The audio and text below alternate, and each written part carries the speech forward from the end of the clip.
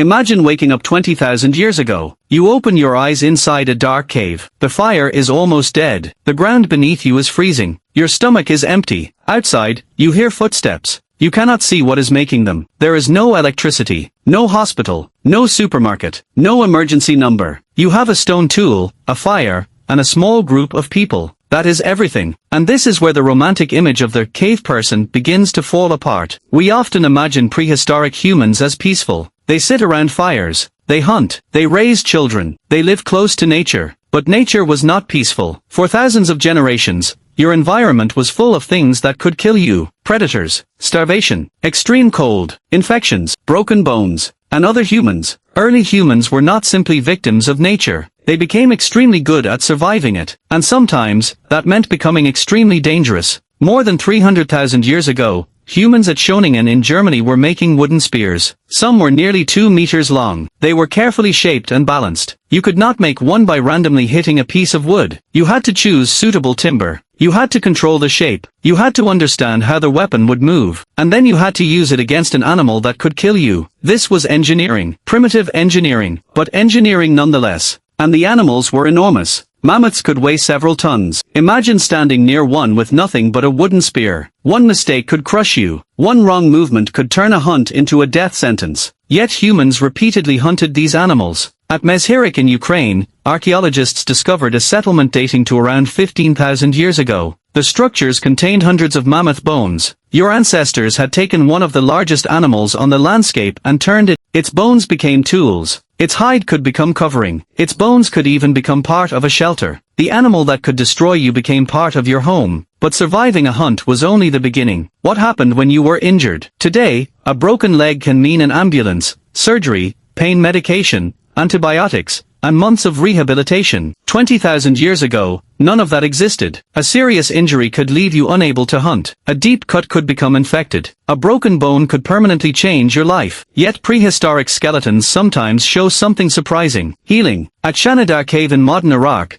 archaeologists discovered Neanderthal remains dating roughly 50,000 to 70,000 years ago. One individual, Shanidar I, had suffered multiple severe injuries. His left eye region was damaged. His right arm was severely impaired. His legs and feet were deformed. He may also have had significant hearing loss. And yet he survived. Not for a few days. For years. That suggests something important. Someone probably helped him. Someone brought him food. Someone protected him. Someone allowed him to remain part of the group even when his body could no longer function normally. So the prehistoric human was capable of something that sounds almost contradictory. You could be dangerous enough to hunt giant animals, and compassionate enough to keep a badly injured person alive. But violence was also part of this world. At Cimer de los Huesos in Spain, researchers discovered human remains more than 400,000 years old. One skull, known as cranium 17, contains 2 serious injuries to the forehead. The injuries appear consistent with blunt force trauma. Researchers still debate exactly what happened, but the evidence tells you something uncomfortable. Violence between humans is ancient. It did not begin with cities. It did not begin with armies. It did not begin with governments.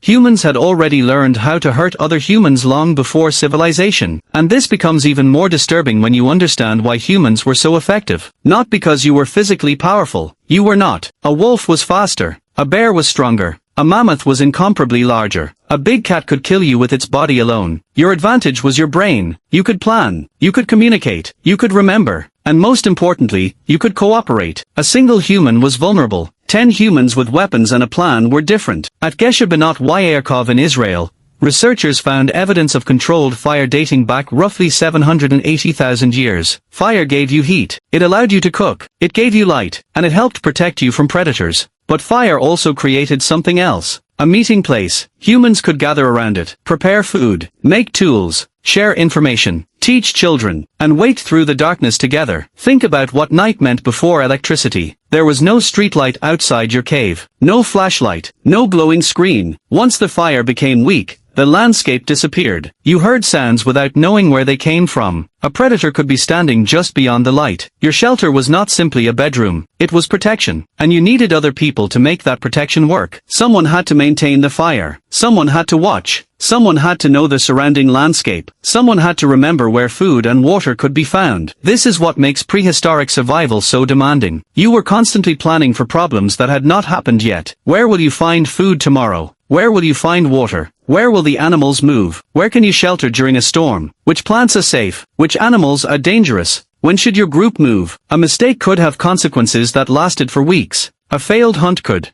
mean hunger. A harsh winter could mean death. A broken tool could mean losing your ability to hunt. A serious wound could make you dependent on everyone else. There was no modern system protecting you. Your group was the system, and that same group could become your greatest protection, or your greatest danger. Because humans compete, two groups can need the same water, the same hunting ground, the same shelter, the same food. When resources become scarce, cooperation inside a group can exist alongside conflict between groups. The archaeological record does not show a prehistoric world that was constantly violent, but it also does not show a peaceful paradise. It shows something more complicated. People helping each other. People competing with each other. People hunting animals. People protecting children. People surviving injuries. And sometimes, people attacking other people. The important point is that these behaviors could exist in the same human being. The person carrying food home could also carry a weapon. The person caring for an injured relative could also participate in a dangerous hunt. The same intelligence that helped you track an animal could help you predict the movement of another human. There was no contradiction. It was survival. And survival demanded flexibility. Sometimes you needed cooperation. Sometimes you needed aggression. Sometimes you needed patience. Sometimes you needed violence. Sometimes you simply needed to wait beside the fire until morning. That is why the phrase, cave people, can be misleading. It makes them sound like another species. They were not. They were humans living under conditions that are almost impossible for you to experience today. You can open a refrigerator. They had to find food. You can turn on a heater. They had to maintain fire. You can call an ambulance. They had to carry the injured. You can lock your door.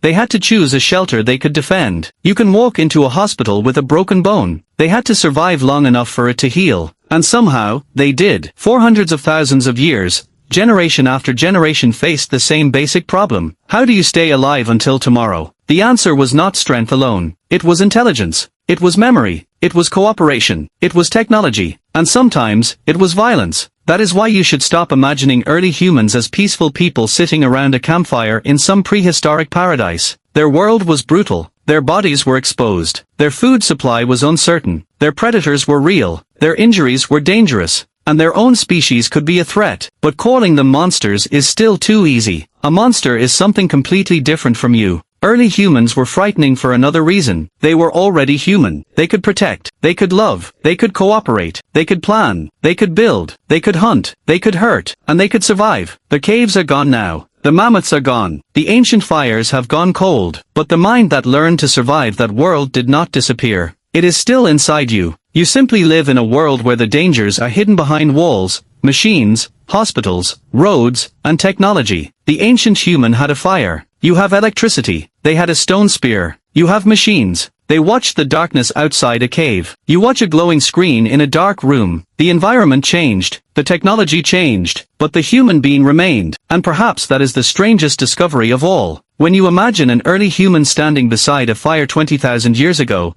you are not looking at a primitive monster. You are looking at a version of yourself, before civilization made survival feel safe.